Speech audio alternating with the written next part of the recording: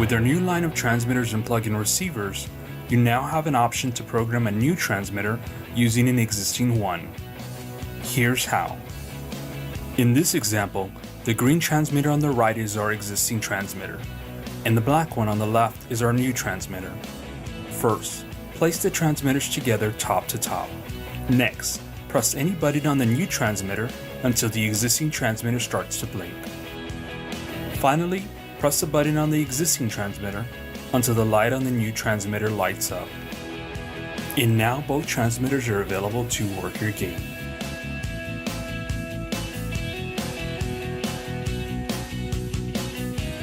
Please note, should you make a mistake, you must press each transmitter 10 times in order to start over.